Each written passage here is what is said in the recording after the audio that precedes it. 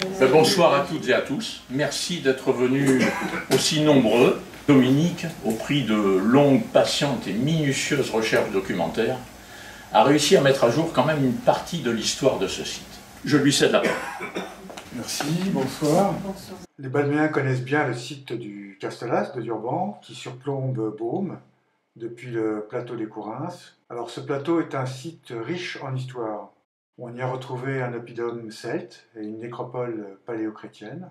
Sa position est stratégique, elle domine la plaine du Comtat. Elle contrôle une antique voie de communication entre Carpentras et Vaison. Et donc c'était un site propice au perchement et à l'installation d'un castrum médiéval, c'est-à-dire d'un village fortifié, surmonté d'un château. Alors les premières traces écrites du castrum de Durban remontent au XIIe et au XIIIe siècle. Aujourd'hui, parmi les ruines, on peut encore situer la position de l'ancien donjon et lire les restes de la chapelle romane castrale, également les restes d'une tour qui a été réaménagée au XVIe siècle, et puis des salles voûtées, également du XVIe. Non loin de là se trouve la chapelle Saint-Hilaire, qui était sans doute l'église paroissiale de Durban. Le perchement du castrum de Durban présentait plusieurs avantages. Le premier était défensif, bien sûr, mais aussi un avantage symbolique, puisque la position dominante du donjon était pour le petit seigneur local une façon de montrer son autorité. L'habitat était groupé sous le rocher et laissait la place libre aux terres labourables, propices au blé, et cela permettait également de surveiller les récoltes et les troupeaux.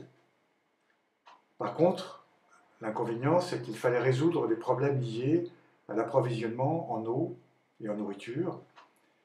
Et à ce propos, les premiers sondages archéologiques qui ont été réalisés le mois dernier ont permis de retrouver 2 citernes d'eau et 2 silos.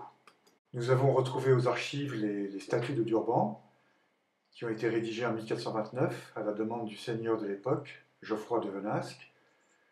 Il constitue un document précieux pour connaître l'économie du village au Moyen Âge.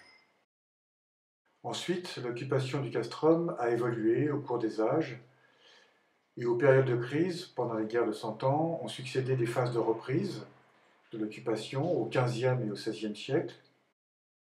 Et puis ensuite, le village et son château ont fini par être abandonnés au XVIIe siècle. Et les villageois se sont dispersés dans les granges ou dans les villages alentours. En 2016, l'Académie de Beaume a lancé un chantier de remise en valeur du site, du Castelas. Ce chantier a été repris dans le cadre du projet Courins, Partager le patrimoine. Et donc au Castelas, les bénévoles du projet sont en train de construire une cabane de chantier en pierre sèche et de conforter les ruines.